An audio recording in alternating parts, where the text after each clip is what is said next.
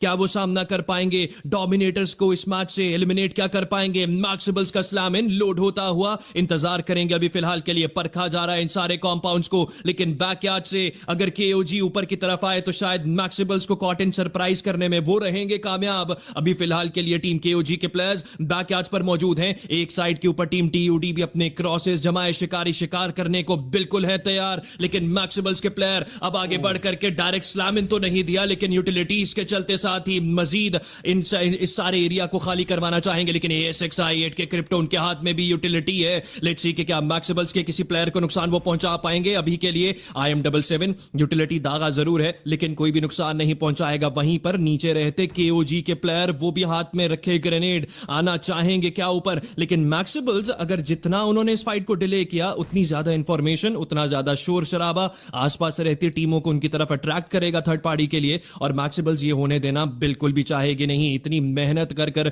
उन्होंने ये 18 elimination points इस मैच के अंदर कंफर्म किए हैं, लेकिन क्रिप्टो लोन एचपी रहेंगे। एक और utility and he will be picked off as well. 19वां नॉकआउट ये रहेगा जो कि मैक्सिबल्स के खाते में दर्ज कर दिया जा चुका है, लेकिन ASX-i8 के आयरन उनके कंधों पर अब आएगी जिम्मेदारी। मैक्सिबल्स एक नॉकआउट निकालकर आगे बढ़कर स्लैम इन दे दिया जा चुका है प्लेयर्स की साइड से। आयरन अकेले खिलाड़ी हैं, हाथ में शॉटगन मौजूद है और आयरन की जिंदगी का सिर्फ और सिर्फ एक ही मकसद है कि यहां से मुझे कुछ लेकर के जाने हैं एलिमिनेशन पॉइंट्स, लेकिन ASX-i8 इस मैच से बाहर कर दी जाती है। 5वें नंबर पर 5 ही एलिमिनेशन पॉइंट्स लेकर ASX-i8 निकलती बनी, लेकिन वहीं पर 20 एलिमिनेशन पॉइंट्स की डोमिनेशन मैक्सिबल्स दिखा रही है।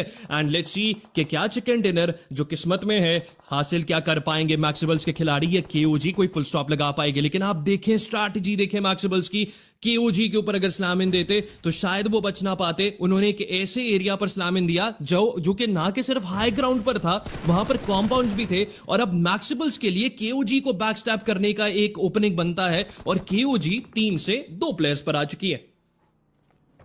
बिल्कुल जी, लेकिन अभी के लिए अगर देखा जाए तो मैक्सिबल्स is out of the circle से वो बाहर हैं। उनको पहले KOG को जल्द से जल्द एलिमिनेट करना पड़ेगा अगर वो सर्कल के अंदर आना चाहते हैं, क्योंकि KOG is the biggest thorn in their way. और ऐसा ही कुछ है TUD की तरफ से भी हमें देखने को मिल रहा है कि TUD की तरह से ऑफ एंगल जो है वो पकड़ा जा रहा है, डिफरेंट एंगल पकड़ा जा रहा है मैक्सिबल्स का। 2 वर्सेस 2 की स्प्लिट जो कि है वो अब थोड़ा सा टीम मैक्सिबल्स को ही बाइट करते हुए जरूर नजर आने वाली है, बिकॉज TUD एक जानिब से पूरी स्क्वाड वो आगे बढ़ रही है, 2 खिलाड़ियों को गिरा दिया गया है और डोमिनेशन यहाँ पर से मैक्सिबल्स का मैं भी यहाँ पर रुकते हुए हमें नजर जरूर आ जाए। लेकिन 21 एलिमिनेशन 21 पॉइंट्स जिन्होंने हासिल कर लिए हैं वो अपने आप में एक कामयाबी यहाँ पर से जरूर रहती है कहीं ना कहीं से। Still they will be on the top of the chart. 100 point तो इन्होंने सिर्फ और सिर्फ एलिमिनेशंस के ऊपर ही क्रॉस ओवर कर लिए हैं।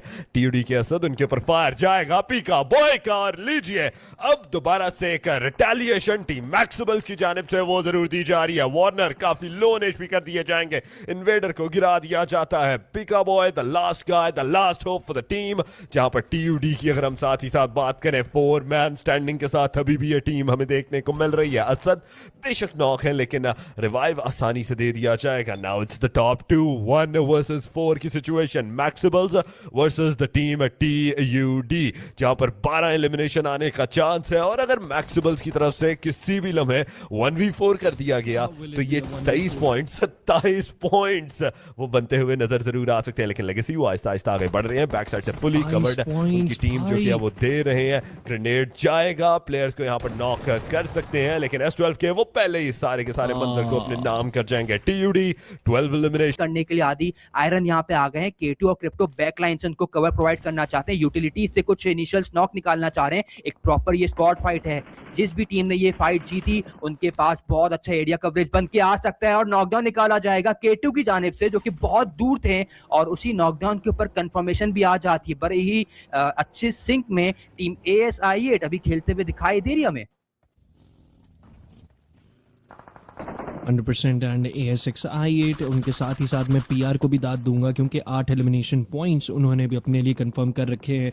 लेकिन खैर वहीं पर ASX-i8 उनको चैलेंज करने के लिए टीम KOG भी आहिस्ता आहिस्ता से अपने एलिमिनेशन टाली में इजाफा करती आपको दिखाई दे रही है। 7 एलिमिनेशन पॉइंट्स पर वो भी आ चुके हैं। मैक्सिबल्स अपने आखिरी प्लेयर पर है। टीम RST की बात करें टॉप 5 में ओवरऑल स्टैंडिंग्स में तो हैं, लेकिन अनफॉर्चुनेटली अभी तक के लिए कोई भी एलिमिनेशन पॉइंट इस मैच में वो कंफर्म नहीं कर पाए हैं। लेकिन ये दो खिलाड़ी जाते जाते जिसको भी बैकस्टैप करेंगे या जिससे भी फाइट लेंगे, इनकी फिर कोशिश यही होगी कि जाते जाते कुछ एक एलिमिनेशन पॉइंट उठाया जाए। लेकिन ये एक एलिमिनेशन पॉइंट सामने वाली टीम पर निकाला जाएगा जब उनको ज़्यादा नुकसान पहुंचेगा।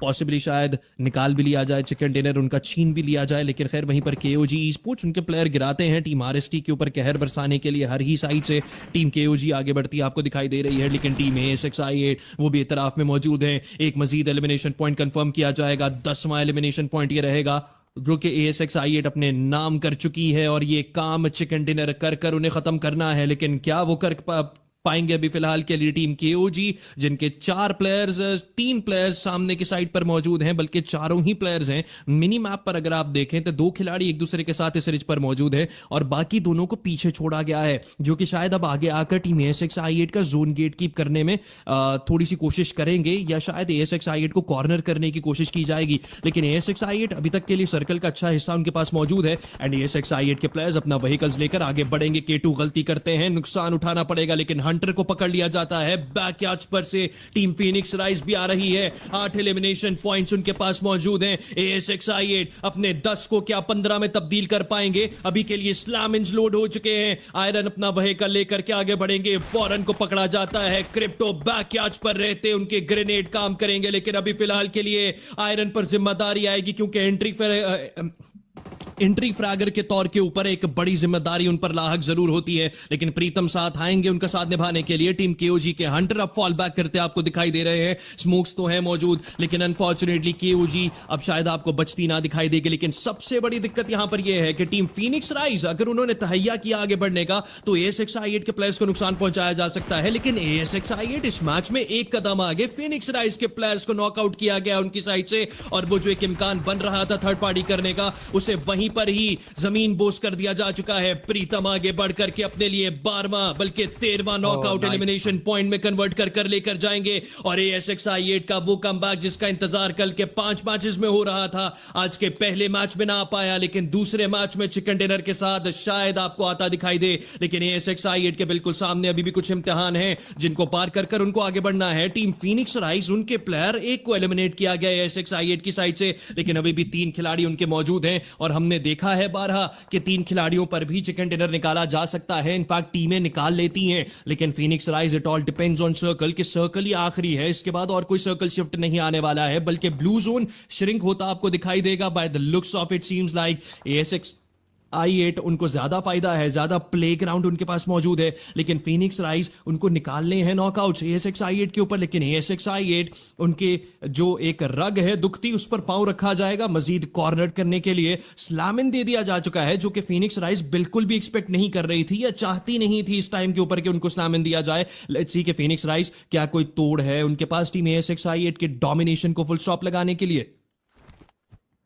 वेल तोड़ तो यही है, अगर फिनिक्स राइज के पास यूटिलिटीज मौजूद है तो जैसे ही जोन पुशिंग करना स्टार्ट करता है, दोनों ही वैसे नामों को आगे आना पड़ेगा, बट यूटिलिटीज एक ऐसा क्रूशल फैक्टर बन सकती है जो कि वो एक इस फाइट में फर्स्ट नॉकडाउन निकालने पे मदद कर सकती है। ASI8 क्योंकि वो बैक टू बैक फाइट्स में थे, उनके पास बहुत लिमिटेड यूटिलिटीज मौजूद है, लेकिन K2 आगे आ गए हैं। अगर टीम फिनिक्स राइज को ये साउंड क्यूज एक्सचेंज हुए हैं तो शायद कुछ इंपैक्टफुल प्ले बनाया जा सकता है। आयरन ऑर्डर को नॉकडाउन करेंगे, K2 फैसल को नॉकडाउन करेंगे, और देखते ही देखते टीम फिनिक्स राइज अपने 2 प्लेयर्स गवा चुकी है। अकेले बच्चे प्लेयर्स की पोजीशन ऑलरेडी एंटिसिपेटेड की जा चुकी है। ASI8 की तरफ से कुछ यूटिलिटीज पे की गई, कुछ प्रेडिक्टिव स्प्रे देखते गए, और जैसा कि स्लो ये टीम जोन के अंदर आ रही थी, कब 16 किल के साथ विनर चिकन डिनर ले लिया, किसी भी ओपोनेंट ने अंदाजा ही नहीं लगाया था कि टीम ASI चीज प्रॉपर्ली बताती है, डिस्प्ले आउट करती है उनका एग्रेशन इनसाइड द गेम, जो कि होना भी चाहिए ऑब्वियसली। लेकिन अभी के लिए मैक्सवेल